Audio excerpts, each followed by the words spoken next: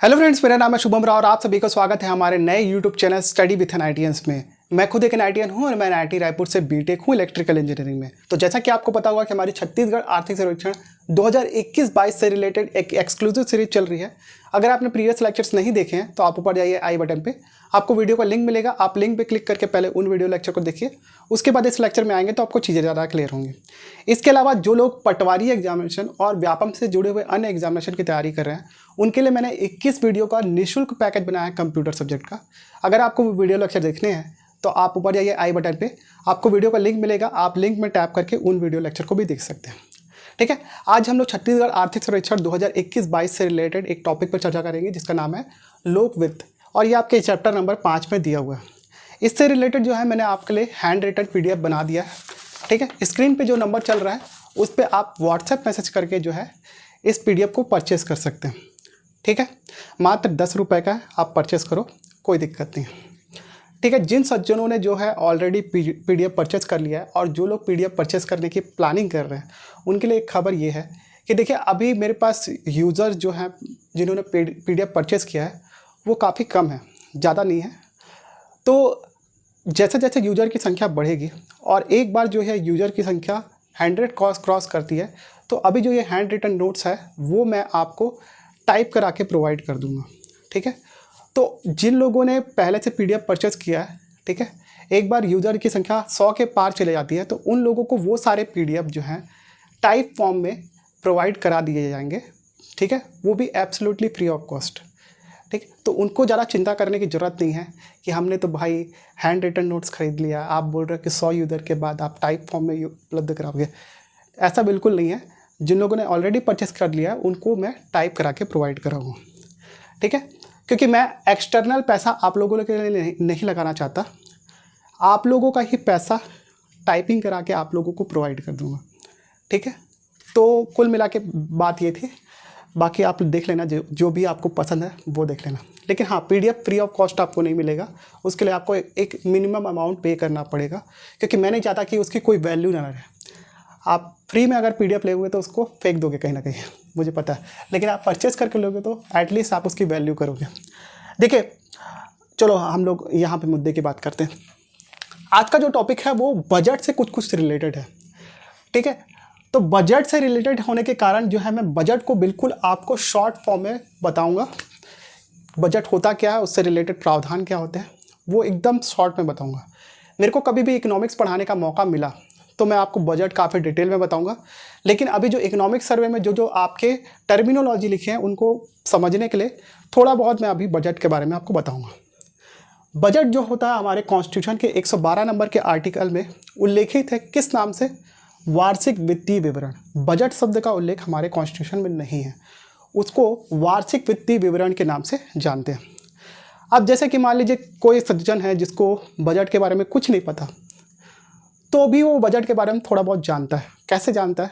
क्योंकि वो घर में क्या करता है, अपनी इनकम और एक्सपेंडिचर को किसी ना किसी जगह पे नोट डाउन करता है। ठीक है, अगर आलसी नहीं है तो उसमें वो क्या करता है, एक जगह इनकम के बारे में लिखता है और कहाँ कहाँ उसने पैसे खर्च किए वो एटलीस्ट एक जगह मेंटेन करके रखता है। तो बजट में बेसिकली 3 चीज़ें होती हैं मुख्यतः। जैसे जो प्रेजेंट फाइनेंशियल ईयर चल रहा है या फिर जो प्रेजेंट वित्तीय वर्ष चल रहा है, उससे रिलेटेड जो है वो कुछ डेटा उसमें मेंशन रहते हैं। पिछले वित्तीय वर्ष के जो है वो एग्जैक्ट डेटा वो आपको मेंशन हो जाते हैं बजट में।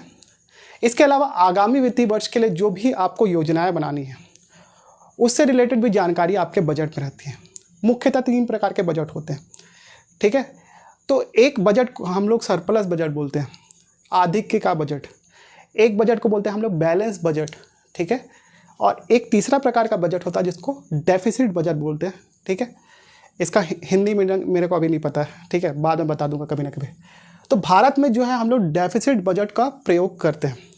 ये मूल चीज़ें थे। सरप्लस बजट का मतलब क्या होता है? बेसिकली सरप्लस का मतलब ये होता है जब हमारा आय जो है व्यय से ज़्यादा होता है तो उसको हम लोग क्या बोलते हैं? Surplus budget. मतलब हमारे पास पैसा अधिक होता है, खर्चा करने के लिए कम होता है। ठीक है, बैलेंस बजट किसको बोलेंगे? जब हमारा आय और व्यय जो है वो बराबर होगा तो उसको हम लोग बैलेंस बजट बोलते हैं।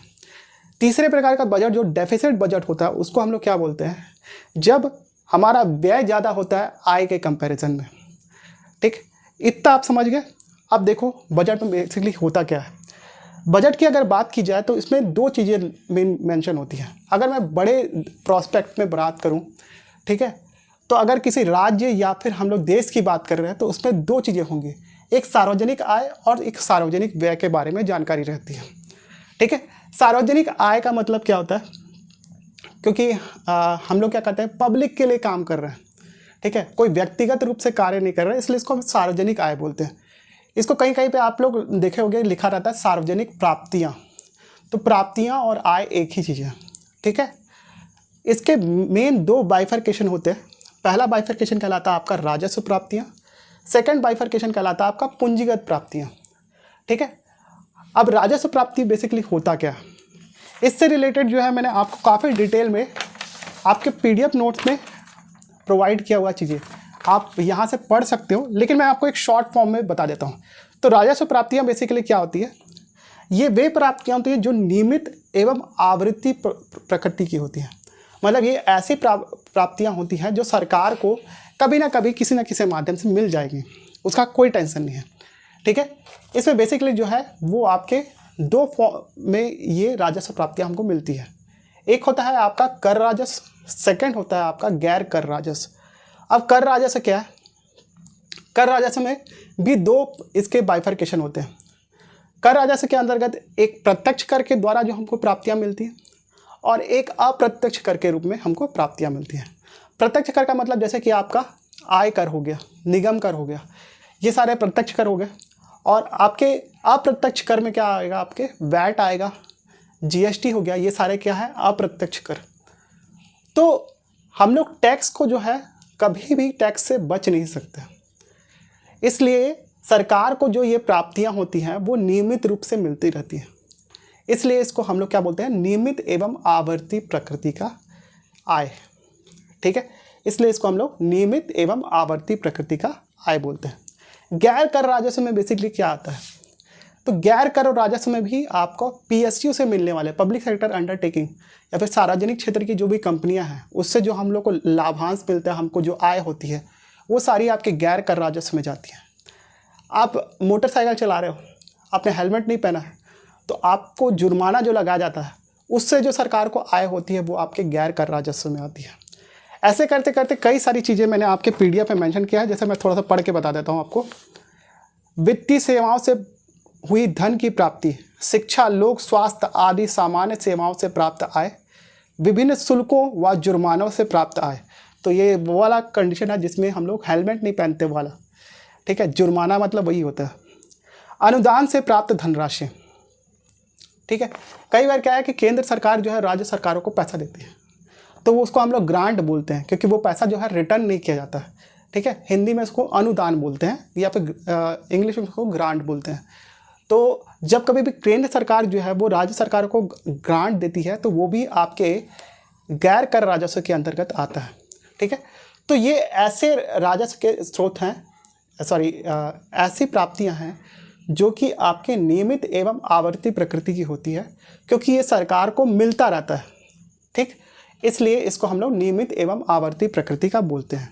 मेरे ख्याल से इतनी चीज़ें समझ गए होंगे। अब देखते हैं पूंजीगत प्राप्तियां क्या होंगी। तो पूंजीगत प्राप्तियां, इसको हम लोग गैर नियमित एवं गैर आवर्ती प्रकृति का बोलते हैं। ठीक है, बेसिकली पूंजीगत प्राप्तियां क्या होती हैं उसको थोड़ा समझते हैं। इसके लिए समझने के लिए थोड़ा सा आपको दिमाग लगाना पड़ेगा। जैसे कि मैंने आपको बताया कि बजट जो होता है उसमें जब हमारा पैसा कम पड़ जाता है, ठीक है, या फिर आपने देखा होगा जैसे कि मान लो आप एक सामान्य व्यक्ति हो और आपको कुछ चीज़ें खरीदनी है, लेकिन आपके पास पैसा कम पड़ा है, तो आप क्या करोगे। जैसे मान लो 500 रुपये आपको कहीं पे देने हैं और आपके जेब में 100 रुपये है मात्र, तो आप क्या करोगे, अपने दोस्त या फिर संबंधियों से क्या करोगे, 400 रुपये उधारी लोगे और उस 100 रुपये को जो है आप 500 रुपये बना लोगे। ठीक है, एक्चुअल में क्या है, अब आपके जेब में 500 रुपये और वो 500 रुपये आपको मिल गए, लेकिन वो आपकी आय में काउंट होगा क्या। अगर देखा जाए तो वो आपकी आय में काउंट हो रहा है, 500 रुपये आपके जेब में आ गए हैं, लेकिन अगर प्रैक्टिकली देखा जाए तो आपके जेब में अभी भी 100 रुपये ही पड़े हैं। ठीक, एग्जैक्टली वही चीज़ होता है आपके पूंजीगत प्राप्तियों में। जब कभी भी सरकार के पास पैसा कम हो जाता है किसी भी चीज़ को लेकर, तो सरकार या तो उधारी लेती है किसी न किसी से, या फिर क्या करती है, उसके पास जो भी सामान पड़ा हुआ है उसको बेचना चालू कर देती है। काइंड ऑफ एग्जांपल, आप मान लो अपनी गर्लफ्रेंड को ट्रीट देने बाहर गए और आपकी गर्लफ्रेंड ने बोला कि मेरे को पेपी पनीर पिज़्ज़ा खाना है, ठीक है। मार्केट में गए तो आपको 400 रुपये का पेपी पनीर पिज़्ज़ा मिलता है और आपके जेब में 200 रुपये है मात्र। तो आप क्या करोगे, डोमिनोज वाले को बोलोगे ये ले भाई मेरा आईफोन ये रख ले 1 घंटे के लिए और मुझे 200 रुपये दे दे। तो आपने क्या किया, अपना सामान जो है वो गिरवी रखा उसके पास, ठीक है। या फिर आप ये कर सकते हो कि आप अपनी घड़ी उतार के बेच दिया, ठीक है। 200 रुपये की आपकी घड़ी थी, वो बोला कि चलो सामान के बदले में जो है वो आप घड़ी रख लो। तो आपने क्या किया, अपने एसेट को बेचना चालू कर दिया, ठीक है। तो बेचना भी एक प्रकार की आपकी पूंजीगत प्राप्ति है। सरकार इसमें क्या करती है, इसको समझने के लिए आप देखो, जब सरकार के पास पैसा नहीं रहता तो वो क्या करती है, अपने जो भी PSU रहती है उसके कुछ शेयर्स जो है वो मार्केट में बेचना चालू कर देती है। इसको हिंदी में बोलते हैं विनिवेशीकरण, या फिर इंग्लिश में इसको बोलते हैं डिसइन्वेस्टमेंट। तो उससे भी सरकार को आय होती है, लेकिन क्या है, वो सरकार का पैसा, सरकार का एसेट वहाँ पे ख़त्म हो रहा है, ठीक है। तो वो हमारी आय में तो ज़रूर रिफ्लेक्ट हो रहा है, लेकिन एक्चुअल रूप से हमको आय नहीं हो रही, ठीक है। तो सरकार इसका प्रबंधन कब करती है, जब हमारे पास कोई और सोर्स ऑफ इनकम नहीं रहता। इसीलिए इसको हम लोग गैर नियमित और गैर आवर्ती प्रकृति का बोलते हैं, क्योंकि ये हमको मिलेगा या नहीं मिलेगा ये कोई ज़रूरी नहीं है। जैसे कि मैं एक और एग्जांपल, जैसे कि मैं आपको बता रहा हूँ, जैसे इसमें आपके नोट्स में लिखा हुआ है, आंतरिक बाजार से ली गई उधारी, विदेशी ऋण से प्राप्त सहायता, भविष्य निधि जमा, पेंशन फंड, अल्प बचत जमा, लोक लेखा खाते व अन्य प्राप्तियां, सरकार के द्वारा लिया गया आंतरिक एवं बाह्य ऋण, ठीक है। तो ये ज़रूरी नहीं है कि इस ऋण जो है हम लोग लें कहीं से, ज़रूरत होगी तो लेंगे, नहीं ज़रूरत होगी तो नहीं लेंगे। इसलिए इसको हम लोग गैर नियमित बोलते हैं, क्योंकि इसकी जब ज़रूरत होती है तो हम लोग लेते हैं, ज़रूरी नहीं है कि इसको हम लोग कंटिन्यूस लें। तो पूंजीगत प्राप्तियाँ जो होती है वो नियमित नहीं होती, हम लोग ले भी सकते हैं, नहीं भी ले सकते, ठीक। तो ये ज़रूरी पड़ने पर ही हम लोग इसको लेते हैं, इसलिए इसको हम लोग गैर नियमित एवं गैर आवर्ती प्रकृति का बोलते हैं। मेरे ख्याल से इतना चीज़ क्लियर होगा। मैं कभी इकोनॉमिक्स पढ़ाया तो और डिटेल में इसके और कई सारे एग्जाम्पल दूंगा, आपको मज़ा आएगा पढ़ने में ठीक है। अब देखते हैं, यहाँ पर आते हैं हम लोग राजस्व व्यय। राजस्व व्यय बेसिकली होता क्या है, तो राजस्व व्यय और सार्वजनिक व्यय में 2 भाग, राजस्व व्यय और पूंजीगत व्यय। बेसिकली इसमें कई अलग अलग क्लासिफिकेशन है, विकासात्मक व्यय, गैर विकासात्मक व्यय, ठीक है, और योजनागत व्यय और गैर योजनागत व्यय, ठीक है। वो पहले क्लासिफिकेशन होता था, लेकिन अभी जो प्रेजेंट क्लासिफिकेशन है और अभी जो मानक क्लासिफिकेशन जिसको मानते हैं हम लोग, राजस्व व्यय और पूंजीगत व्यय को मानते हैं। अब बेसिकली राजस्व व्यय में होता क्या है, राजस्व व्यय भी राजस्व प्राप्तियों की तरह नियमित एवं आवृत्ति प्रकृति का होता है, ठीक है। इसमें बेसिकली क्या आता है, आपके आते हैं विभिन्न प्रकार के आपके सैलरी वगैरह में किया हुआ एक्सपेंस, ठीक है। जब आप सरकार किसी को सैलरी प्रोवाइड करती है तो वो एक प्रकार का राजस्व व्यय है, ठीक। और भी मैंने जैसे कि आपको मेंशन किया हुआ है, आंतरिक एवं बाह्य ऋण पर सरकार द्वारा ब्याज भुगतान। सरकार जब किसी से उधारी लेती है तो वो ब्याज भी प्रदान करती है उसको, ठीक है। तो वो भी एक प्रकार का राजस्व व्यय है, ठीक है। ये तो पेंशन और सैलरी वगैरह तो बता दिया मैंने। इसके अलावा विभिन्न क्षेत्रों को दी जाने वाली सब्सिडी, सरकार जो है विभिन्न योजनाओं में और अन्य चीज़ों में सब्सिडी प्रदान करती है, वो भी हमारा जो है एक प्रकार का खर्चा है, इसको हम लोग राजस्व व्यय के अंतर्गत लेते हैं, ठीक। इसके अलावा रक्षा पर व्यय, पोस्टल खाते, कानून और व्यवस्था व्यय, सामाजिक सेवाओं पर व्यय और कर संग्रह जैसे सामान्य सेवाएं, भारतीय राज्यों और विदेशी सरकार को दिया जाने वाला अनुदान। देखो, जब कभी भी किसी प्रकार का अनुदान दिया जाएगा या हम लोग किसी जो है योजना के लिए पैसे खर्च करेंगे तो उसको हम लोग राजस्व व्यय बोलते हैं, ठीक। ये नियमित प्रकृति का क्यों होता है, क्योंकि हम लोग सैलरी को बंद नहीं कर सकते किसी की, ठीक है। किसी के पेंशन को बंद नहीं कर सकते, हम लोग सब्सिडी को बंद नहीं कर सकते, ये सरकार को प्रदान करना पड़ता है। तो इसको हम लोग अवॉइड नहीं कर सकते, इसलिए इसको हम लोग नियमित और आवृत्ति प्रकृति का बोलते हैं। ठीक है, तो किसी भी योजना में किया हुआ व्यय क्या कहलाता है? आपका राजस्व व्यय कहलाता है। एक और चीज़ राजस्व व्यय के बारे में जो मैं आपको बताना चाहता हूँ, जिससे आपको ये काफ़ी हद तक क्लियर हो जाएगा। राजस्व व्यय में किया हुआ इन्वेस्टमेंट कभी वापस नहीं आता। एग्जाम्पल, आपने जैसे वृद्धावस्था पेंशन के लिए जो है वो आपका 50 करोड़ रुपए राजस्व व्यय के रूप में दे दिए। अब क्या किसी को पेंशन देने के बाद आप उससे पेंशन वापस लोगे? नहीं ले सकते ना। आपने किसी योजना के लिए पैसे खर्चा कर दिए तो वो हमको रिटर्न उसका नहीं मिलेगा। आपने सब्सिडी दे दी तो उसका रिटर्न हमको नहीं मिलेगा। तो इस प्रकार का व्यय जो कि आपका वापस नहीं आ सकता किसी तरीके से, या फिर और भी हमको पैसा नहीं मिल सकता उससे, तो वो व्यय कहलाता है आपका राजस्व व्यय। उसके ठीक विपरीत होता है आपका पूंजीगत व्यय। पूंजीगत व्यय में बेसिकली क्या होता है कि पूंजीगत व्यय वो व्यय होता है जिसको हम लोग खर्चा करने के बाद जो है एक समय के बाद जो है उससे रिटर्न की एक्सपेक्टेशन करते हैं। ठीक है, कैसा व्यय बता रहा हूँ मैं आपको। जैसे कि मान लो आपने कोई कॉम्प्लेक्स बना दिया, व्यावसायिक कॉम्प्लेक्स बना दिया, और उसमें क्या किया, सभी लोगों को जो है दुकान अलॉट कर दी। ठीक है, तो आपका कॉम्प्लेक्स बनाने में पैसा खर्चा हुआ मान लो 50 करोड़ रुपए।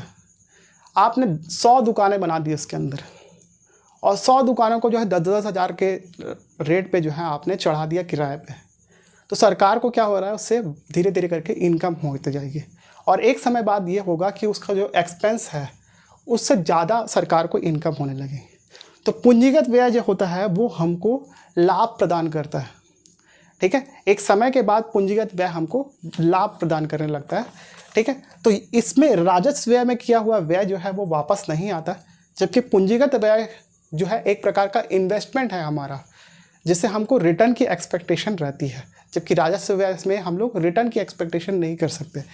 और भी आपको मैं बताता हूँ, जैसे पूंजीगत व्यय में जो है आपका राज्य सरकारों को दिया गया ऋण। ठीक है, तो ऋण में क्या है, हमको कभी ना कभी ऋण तो वापस आएगा।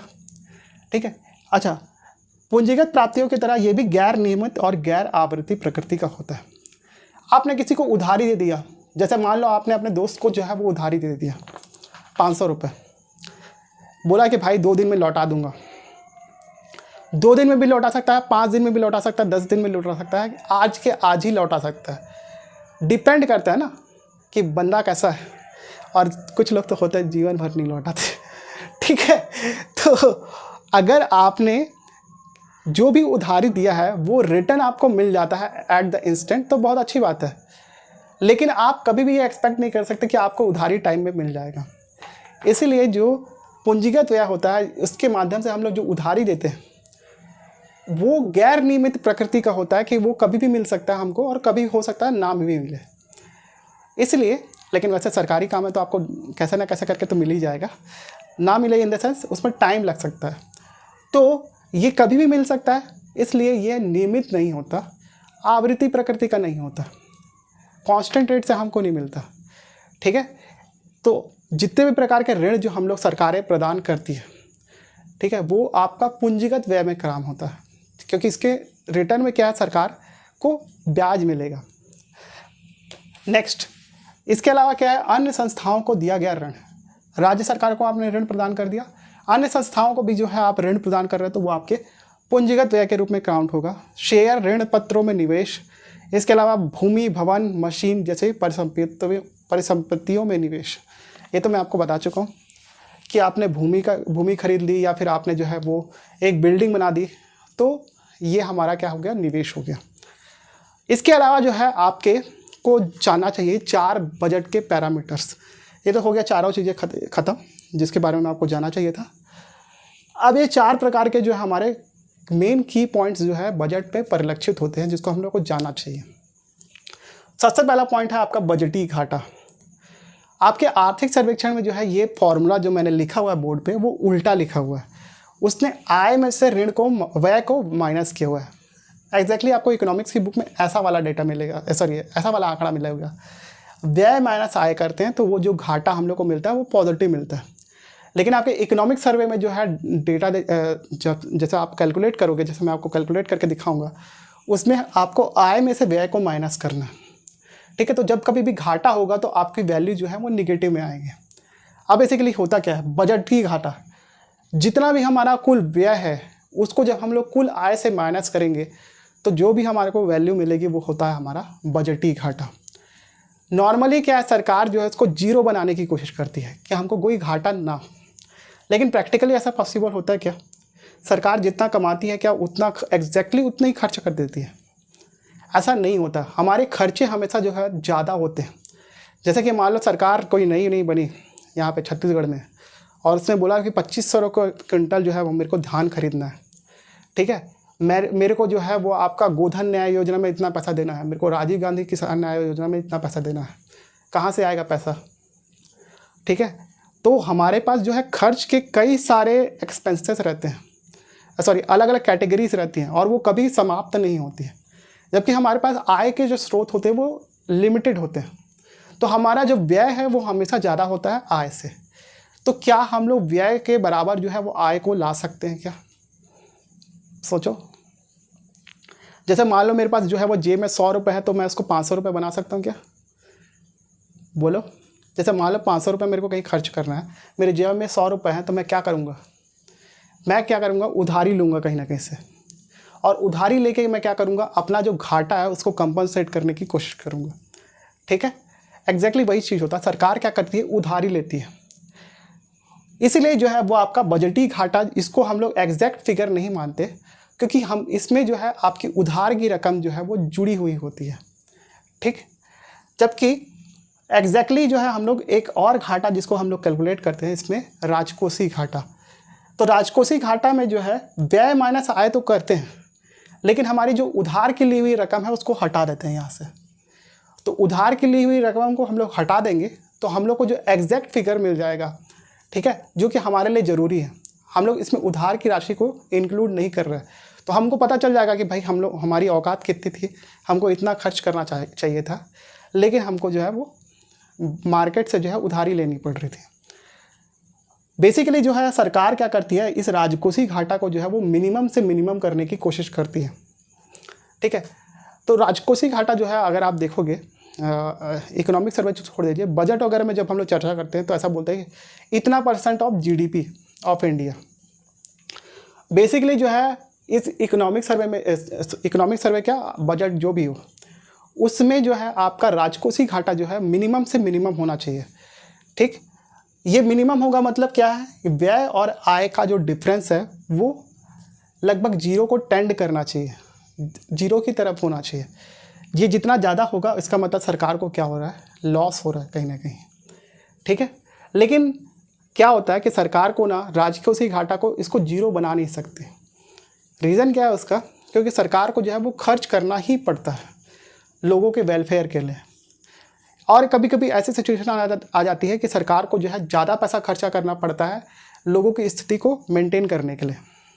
काइंड ऑफ एग्जाम्पल, कोविड की सिचुएशन आ गई थी तो हम लोग को क्या करना पड़ा था, बहुत ज़्यादा अमाउंट में पैसा खर्चा करना पड़ रहा था, क्योंकि हमको इंफ्रास्ट्रक्चर, मेडिकल इंफ्रास्ट्रक्चर चाहिए था, हमको वेंटिलेटर चाहिए था, टेस्ट किट चाहिए था। इस सारी चीज़ों की व्यवस्था करने के लिए हम लोग क्या करें, बहुत जगह से उधारी लिए थे। तो हमारा क्या हुआ, व्यय जो है वो बहुत ज़्यादा हो गया।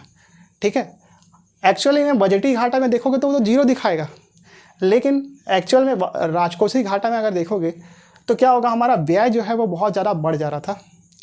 इसमें हमने उधार को जो है वो हटा दिया, तो बेसिकली क्या हो गया, आय जो है हमारे पास उतना का उतना ही है, या फिर आय जो है वो कोविड की सिचुएशन में और नीचे चला गया था।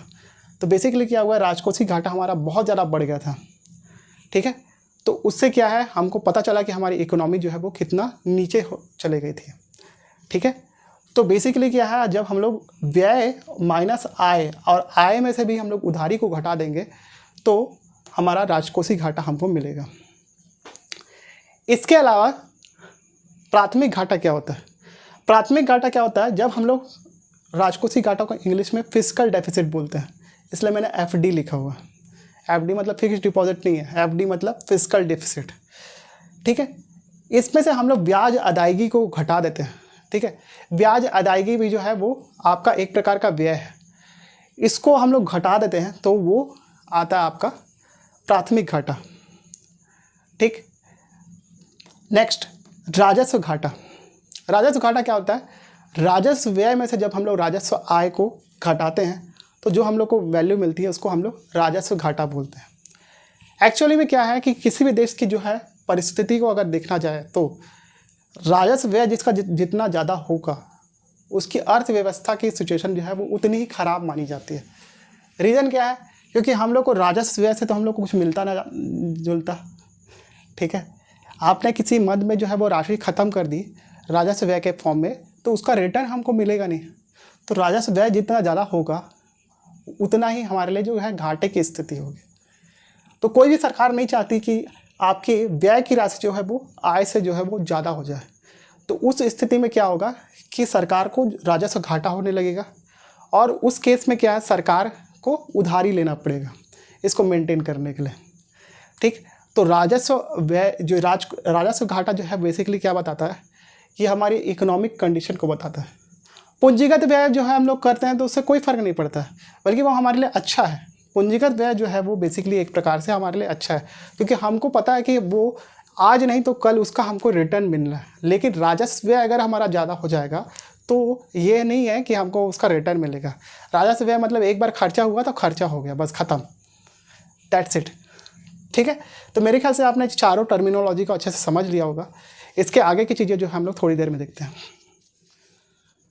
तो चलिए, छत्तीसगढ़ इकोनॉमिक सर्वे 2021-22 में लोक वित्त से संबंधित जितने भी आंकड़े हैं, जो अभी तक हमने जितने भी डेफिनेशन देखे उनसे रिलेटेड कौन कौन से आंकड़े आपको याद रखने के हैं वो हम लोग देखते हैं, ठीक है। सबसे पहले हम लोग देखेंगे राजस्व प्राप्ति। मैंने आपको राजस्व प्राप्ति क्या होता है बताया थोड़ी देर पहले। तो राजस्व प्राप्ति जो है इकोनॉमिक सर्वे 2021-22 के अनुसार है 79,325.42 करोड़ रुपीज़। ये जितने भी डेटा लिखे हुए हैं सब करोड़ रुपए में, ठीक है, इसको याद रखिएगा। अब मैंने बताया था राजस्व प्राप्ति का 2 क्लासिफिकेशन, कर राजस्व और गैर कर राजस्व, ठीक है। तो कर राजस्व कितना है? 48,425.42 करोड़ रुपए। इसी प्रकार गैर कर राजस्व देखोगे तो 30,900, ठीक। इन दोनों को अगर आप जोड़ते हो तो आपका इतना आ जाएगा। आप चेक कर सकते हो कैलकुलेटर वगैरह में, ठीक। आपसे अब ये पूछ सकता है 2020-21 के कंपैरिजन में 2021-22 में कर राजस्व में कितनी वृद्धि हुई है? तो आपका आंसर क्या होगा? 17.11%, ठीक है। ये वृद्धि जो है वो आपका ऊपर में जो भी ब्रैकेट है उसमें मैंने वृद्धि को दर्शाया है, ठीक है। तो 17.11% आपके कर राजस्व में वृद्धि हुई है। उसी प्रकार आपके गैर कर राजस्व में जो है आपका 14.46% की वृद्धि हुई है, ठीक। ये जो भी आंकड़े मैंने यहाँ पे लिखे हुए हैं राजस्व प्राप्ति एवं राजस्व व्यय के, ये 2021-22 का है। बाकी और भी डिटेल आपके उसमें इकोनॉमिक सर्वे में दिया होगा, ठीक। लेकिन आप मेनली जो है इसी को याद रखिए, आपके इतने ही काम का है। ज़्यादा याद करने का मन है तो करना, मेरी तरफ से कोई मना ही नहीं है, लेकिन मिनिमम इतना तो ज़रूर याद करके जाना जो कि मैंने आपके नोट्स में लिखा हुआ। इसके अलावा जो है आपसे एक क्वेश्चन और पूछ सकता है, 2021-22 में कर राजस्व जो है वो कुल राजस्व प्राप्ति का कितना % है, ठीक है। तो ये है आपका कर राजस्व। इसको आप डिवाइड कर दो किससे? इससे, और मल्टीप्लाई कर दो आपका 100 से। जो भी आपका वैल्यू आएगा वही होगा आपका परसेंटेज वैल्यू इसका, ठीक है। तो बेसिकली क्या है, आप 61.05 जो वैल्यू आ रही है उसको आप निकाल भी सकते हो, ठीक है। खुद से भी करके देखना, आपका वैल्यू एग्जैक्टली यही आएगा कैलकुलेटर में। तो अगर आप इसको याद नहीं भी रखते हो तो भी आपका काम चल जाएगा। लेकिन फिर भी इकोनॉमिक सर्वे में जो है ये डेटा लिखा हुआ है, जैसे कि मान लो ये इसका डेटा नहीं लिखा हुआ था, ठीक है, इसका डेटा नहीं लिखा हुआ था, तो मैंने कैसे लाया इसको लाने का सिंपल तरीका यही है, जो भी ये वैल्यू दी हुई है इससे डिवाइड कर लो तो आपका ये वैल्यू भी पता चल जाएगी आपको। ये डेटा नहीं दिया हुआ है, एक बार चेक करना इकोनॉमिक सर्वे में। तो ये डेटा नहीं दिया हुआ है, मेरे ख्याल से ये ऊपर वाला भी डेटा नहीं दिया हुआ है, वृद्धि दर, इसको भी आप निकाल सकते हो। वृद्धि दर कैसे निकालोगे? जो भी ये वैल्यू दिया हुआ है और इसके पिछले वर्ष जितनी वैल्यू थी उसमें से उसको घटा दो, ठीक है, और पिछले वर्ष की वैल्यू से उसको डिवाइड कर दो और उसको मल्टीप्लाई कर दो 100 से, तो आपकी वृद्धि दर की वैल्यू भी निकल जाएगी। तो ये कुछ मैथमेटिकल तरीके होते हैं जिससे आप कम चीज़ों को याद रख के ज़्यादा चीज़ें निकाल सकते हो।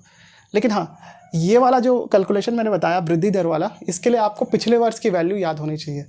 अगर वो कर लेते तो और अच्छी बात है। उससे अच्छा तो यार ये सिंपल सा वृद्धि दर याद कर लो, 17, 11 ऐसा करके, वो आपका काम चल जाएगा।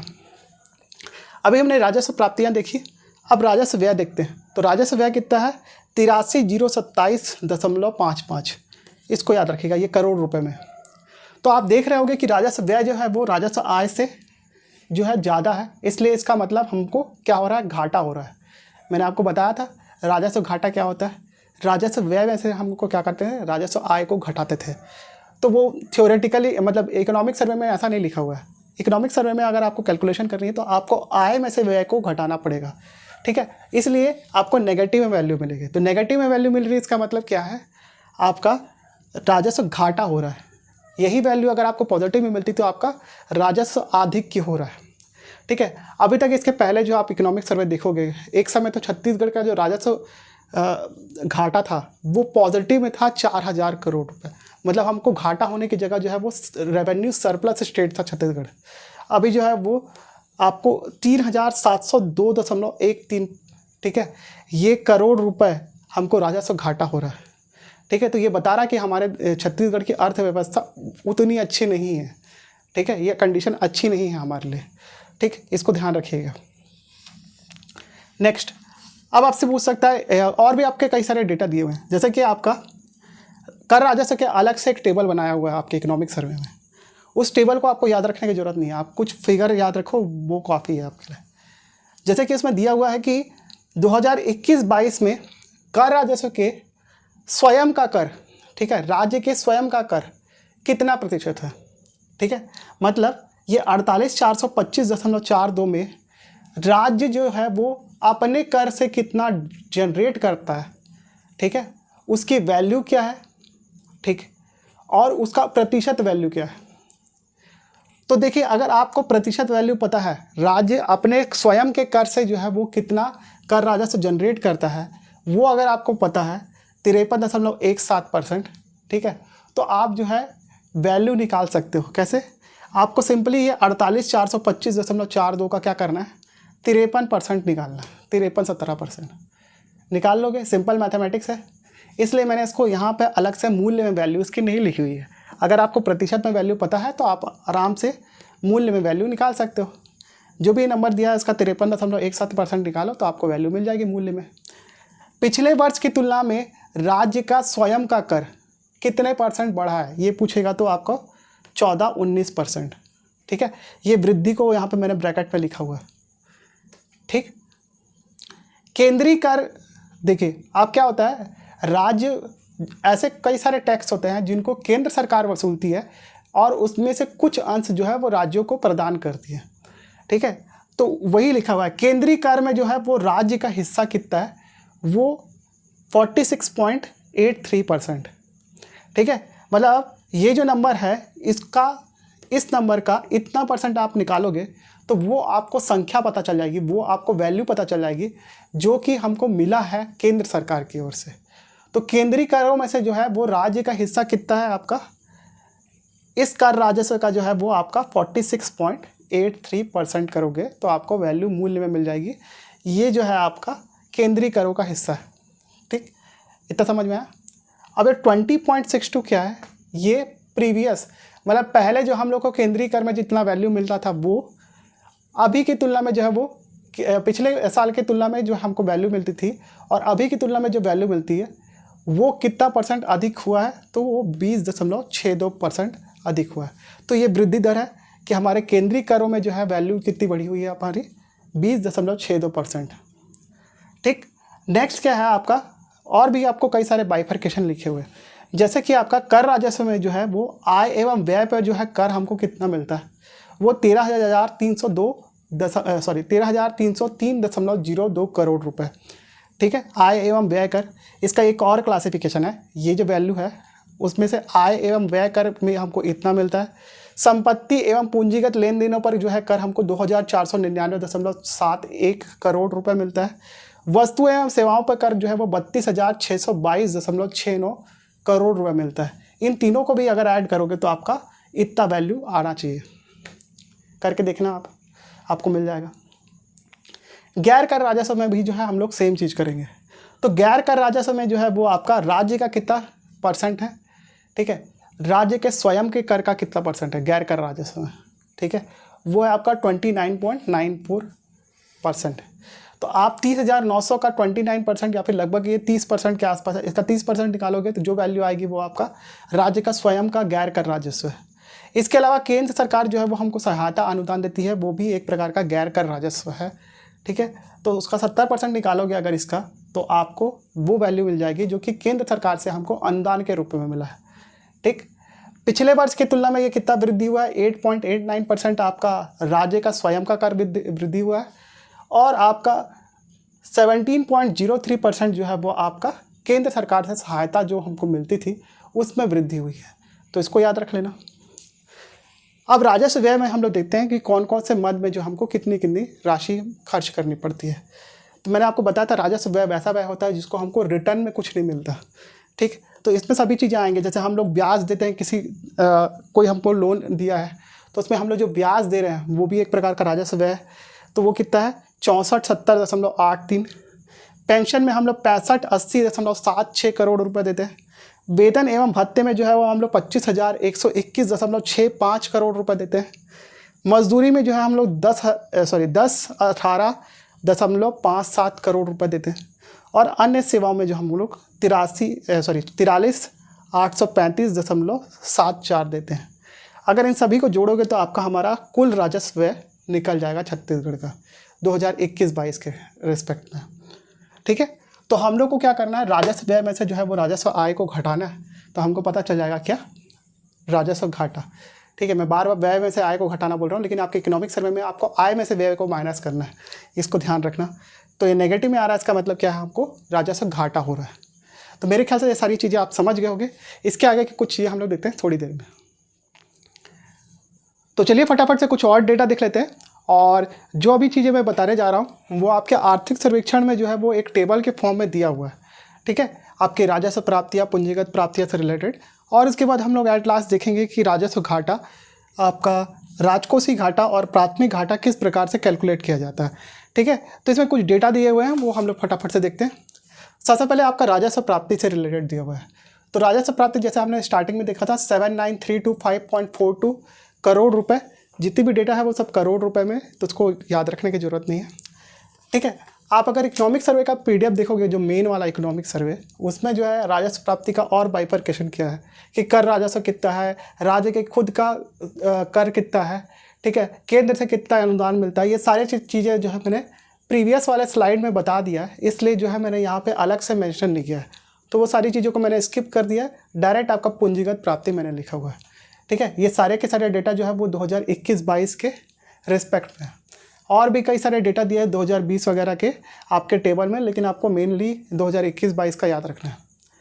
पूंजीगत प्राप्तियां जो है वो 17,820.01 करोड़ रुपए हुआ है। ठीक है, अब ये पूंजीगत प्राप्ति के अंदर क्या आता है? सबसे पहले उधार एवं अग्रिम आता है, वो 320 करोड़ है। विविध पूंजीगत प्राप्ति ये 0 रुपीज़ है। ठीक है, शुद्ध लोक ऋण ये है 13,400.01। ठीक है, लोक लेखों से शुद्ध प्राप्ति यह है 4100 करोड़ रुपए। ठीक है, अब कुल प्राप्ति कैसे निकालेंगे हम लोग? राजस्व प्राप्ति और पूंजीगत प्राप्ति को आपस में ऐड करेंगे तो आपका कुल प्राप्ति हमको मिल जाएगा। ठीक है, इसी प्रकार हम लोग देखते हैं यहाँ पर कुल व्यय। तो कुल व्यय कितना है हमारा? 97,106.45 करोड़ रुपए। ठीक है, अब इस व्यय के जो है 3 क्लासिफिकेशन बनेंगे: राजस्व व्यय, पूंजीगत व्यय और ऋण एवं अग्रिम। ठीक है, तो इसमें राजस्व व्यय में जो है आपका आ जाएगा 83,027.55 करोड़। ठीक है, ये राजस्व व्यय हो गया। पूंजीगत व्यय कितना हुआ? 13,839.35 करोड़ रुपए। ऋण एवं अग्रिम ये है 239.55 करोड़ रुपए। ठीक है, इसको तीनों को ऐड करोगे तो आपका आएगा कुल व्यय, ये कितना हो गया? 97,106.45 करोड़ रुपए। ठीक है, अब देखो इसमें पुनर्प्राप्ति एवं ऋण अदायगी ये दिया हुआ है, विनियोग दिया हुआ है, इसको अपन को ज़्यादा कुछ लेना देना नहीं है। ठीक है, अगर आप कुल व्यय में जो है आप इस पुनर्प्राप्ति एवं ऋण अदायगी को ऐड करते हो तो आपका कुल विनियोग आ जाएगा। ठीक है, इतना रुपए। विनियोग मतलब जितना पैसा अपन निकालते हैं वो। तो ये इसको और इसको ऐड करोगे तो आपका ये आ जाएगा कुल विनियोग। ठीक है, ब्याज भुगतान आपका दिया हुआ है 6470.83 करोड़ रुपए। ठीक है, इसके बाद 8वां दिया हुआ राजस्व घाटा। राजस्व घाटा कैसे आएगा आपका? राजस्व प्राप्ति में से आपका राजस्व व्यय को आप घटा दोगे तो आपका आ जाएगा राजस्व घाटा। ठीक, तो बेसिकली हम लोग क्या कर रहे हैं, आर्थिक सर्वेक्षण के हिसाब से आय में से व्यय को माइनस कर रहे हैं, लेकिन नॉर्मल केस में जो हम लोग इकोनॉमिक्स में जो डेफिनेशन देखते हैं वो व्यय में से आय को घटाते हैं। इसलिए राजस्व प्राप्ति जब राजस्व व्यय से आपका कम होता है तो आपका नेगेटिव में आंसर आता है। इसको हम लोग राजस्व घाटे की स्थिति बोलते हैं। ठीक है, अगर ये पॉजिटिव आता है तो उसका वैल्यू को हम लोग क्या बोलते हैं, राजस्व आधिक्य की स्थिति। तो ये नेगेटिव आ रहा है, इसका मतलब क्या है कि हमारा जो राजस्व है वो घाटे में चल रहा है। अब राजकोषीय घाटा कैसे कैलकुलेट करेंगे? तो राजकोषीय घाटा मैंने आपको बताया था, कुल आय में से कुल व्यय को हम लोग माइनस करेंगे। ठीक है, हमने वहाँ पर देखा था व्यय में से आय को माइनस करते हैं। ठीक, लेकिन इसमें से हम लोग क्या करेंगे, कुल आय में से हम लोग व्यय को जो है वो माइनस करेंगे। अब व्यय को जो है माइनस कर रहे हैं, इसमें हम लोग कौन कौन से व्यय को जो है हटा देते हैं उसमें से आपको मैंने बताया था। शुद्ध लोक ऋण को हम लोग को घटाना है और लोक लेखों से जो है वो शुद्ध प्राप्तियों को घटाना है। ठीक है, और ये अगर हम लोग इसमें से माइनस कर देते हैं, किस में से, यहाँ पे थोड़ी सा गड़बड़ हो गई मेरे ख्याल से, एक बार मैं इसको क्रॉस वेरीफाई करता हूँ। ठीक है, कैलकुलेटर रखना चाहिए। तो चलिए हम लोग देखते हैं कुल प्राप्ति कितनी है अपने पास। कुल प्राप्ति अगर देखोगे तो आपका इतना है 97,145.43। ठीक है, कुल व्यय कितना है हमारे पास, ये है हमारे पास कुल व्यय 97,106.45। ठीक है, और इसमें से अपन को घटाना शुद्ध लोक ऋण और लोक लेखों से प्राप्त आय। ठीक है, इसको घटा देते हैं, -13,400.01 माइनस 4,100, इसको घटाए तो अपने पास आ गया कितना आया 17। यही देखो, यही गड़बड़ हो रहा था, अपन को उल्टा करना था। एक काम करना है, इस फॉर्मूले को थोड़ा सा चेंज करना है। रुको, राजस्व घाटा कितना है अपने पास, सॉरी शुद्ध लोक ऋण कितना है अपने पास 13,400.01 माइनस करना है 4100।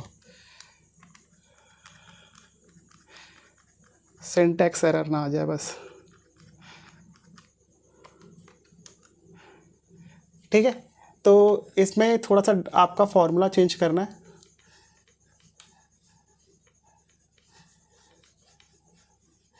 देखो, इस तरीके से अगर पढ़ोगे और आपको पता रहेगा कि आपने क्या मैथमेटिकल मिस्टेक किया है तो आप यहाँ से इसको लिख सकते हो।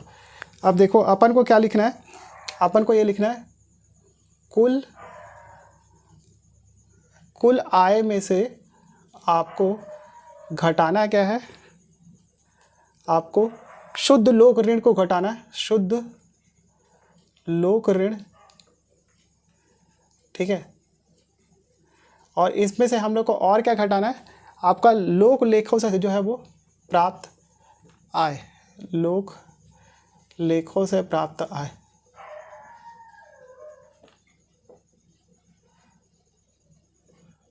ठीक है, इसको माइनस करना है पूरे को आपका कुल व्यय से। ठीक, आप देखो करो इसको, मैंने आपको बताया था वहाँ पे भी, तो हमने क्या देखा था, कुल व्यय में से हमने कुल आय को घटाया था, तो कुल आय में से हमने उधारी को हटा दिया था। वही काम हमने यहाँ पे किया, कुल आय में से व्यय को घटा रहा है, तो हम लोग उल्टा करते हैं। इसमें मैंने बताया था इकोनॉमिक सर्वे में, तो कुल आय में से हम लोग जो है उधारी को घटा देंगे, जो भी हमारी उधारी है इन दोनों को घटाए। ठीक है, और उसके बाद जो है कुल व्यय को घटा दिए इसमें से एट लास्ट, तो हमारा क्या आ गया, राजकोषीय घाटा 17,461.03। ठीक है, अब इसके बाद प्राथमिक घाटा कैसे निकालेंगे? प्राथमिक घाटा निकालने के लिए आपको राजकोषीय घाटा माइनस ब्याज भुगतान करना था, लेकिन इसमें उल्टा करेंगे। अपन क्या करेंगे, ब्याज भुगतान माइनस क्या करेंगे, राजकोषीय घाटा करेंगे। ये तो हमारे इस टेक्स्ट बुक की फॉर्मूला हो गया आपका। राजकोषीय घाटा माइनस ब्याज भुगतान, लेकिन हम लोग को करना क्या है, ब्याज भुगतान में से राजकोषीय घाटा को घटाना है। तो ब्याज भुगतान कितना है, इतना, राजकोषीय घाटा को घटाएंगे तो कितना हो जाएगा, कितना हो जाएगा बताओ, 6470.83 माइनस माइनस क्या हो जाएगा, प्लस हो जाएगा। तो प्लस कितना हो गया, सॉरी एक सेकेंड ना, चलो हम लोग ऐसे नॉर्मल करते हैं इसको, 17,461। कुल मिला के आपको डिफरेंस लेना है और जो भी वैल्यू आएगी उसको पॉजिटिव या नेगेटिव लिखना है, ठीक है। 6470.83, ठीक है। तो आपका आ गया 10,990.20। आप इसको क्या कर दो, बाद में नेगेटिव कर दो तो भी आपका आंसर सेम आ जाएगा।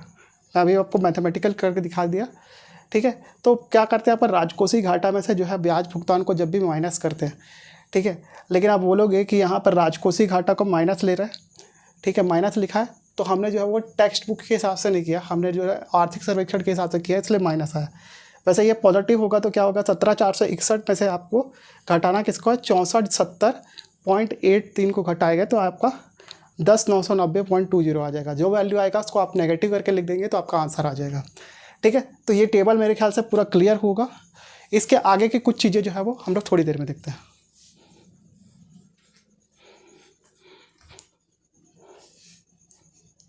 तो चलिए कुछ और डेटा देख लेते हैं। मैं जो अभी टेबल बताने जा रहा हूँ उससे पहले मैंने जो है आपके नोट्स पे एक और टेबल प्रोवाइड किया है, वो आपको इकोनॉमिक सर्वे से जो है वो आसानी से मिल जाएगा वो टेबल, ठीक है। मैं थोड़ा सा आपको बता देता हूँ उसमें है क्या। उसमें राजस्व प्राप्ति डिवाइडेड बाय कुल प्राप्ति का कितना परसेंट होगा, वो जैसे कि 81.66% होगा, ठीक है। ये सारी चीज़ें जो हैं वो आपके टेबल इकोनॉमिक सर्वे में भी एज इट इज़ दिया हुआ है, आपके नोट्स पे भी दिया है। तो मैं इस पार्ट को स्किप कर रहा हूँ क्योंकि ऑलरेडी बहुत ज़्यादा लंबी वीडियो बन गई है, ठीक है। स्टार्टिंग में एक्सप्लेन करते करते टाइम हो गया, ठीक। तो जो है मैं आपको एक लास्ट वाला जो टेबल जो है ये बता देता हूँ, ठीक है। इस पर राजस्व विवरण आपको अप्रैल 2021 से लेकर आपका सितंबर 2021 तक के बीच में कितना कितना राजस्व मिला है अलग अलग आपके करों के माध्यम से, ठीक है। इसमें सितंबर 2020 से सितंबर 2021 के मध्य वृद्धि दर परसेंट भी जो है आपको याद रखना चाहिए, ठीक। अलग अलग कर जैसे कि आपका वैट का से हमको कितनी प्राप्ति हुई है अप्रैल 2021 से लेकर सितंबर 2021 के बीच में, तो ये 2244.10 करोड़ रुपए, ठीक है। ये सभी जो डेटा दिया हुआ है वो सब करोड़ रुपए में, ठीक है। कितनी वृद्धि हुई है, 52.43%। इसी प्रकार केंद्रीय बिक्री कर से 6.79 करोड़ रुपए प्राप्त हुए, 14.89% जो है वृद्धि दर हुई है। प्रवेश कर से जो है वो 15.07 करोड़ रुपए मिले, ठीक है। 36.13% वृद्धि हुई है। स्थानीय संग्रह कर से जो है हमको 0.10 और वृद्धि कितनी हुई है, 100% वृद्धि हुई है। SGST से जो है हमको 3161.99 करोड़ रुपए मिले, 40.11% जो है वृद्धि हुई है। IGST सेटलमेंट से जो हमको 76.67 करोड़ रुपए मिले और इस पर वृद्धि कितनी हुई है, 51.04%। कंपनसेशन अमाउंट अपन को कितना मिला है, 63.82 करोड़ रुपए और इसमें जो है वो आपका वृद्धि हुई है -66.22, मतलब कुल मिला के जो है इसमें पिछले दर से जो है वो कमी हुई होगी, इसलिए नेगेटिव में आ रहा है, ठीक। तो ये सारे डेटा जो है वो आपको रटना चाहिए। आपसे अगर पूछा जाए कि छत्तीसगढ़ में जो है वो आपका अप्रैल 2021 से लेकर सितंबर 2021 में आपका किस कर से सर्वाधिक राजस्व मिला है, तो आपको आंसर क्या होगा, SGST से जो है हमको सर्वाधिक राजस्व मिला हुआ है, ठीक है, क्योंकि 61.99 करोड़ रुपए है। इस तरीके से क्वेश्चन जो है इससे फ्रेम हो सकता है।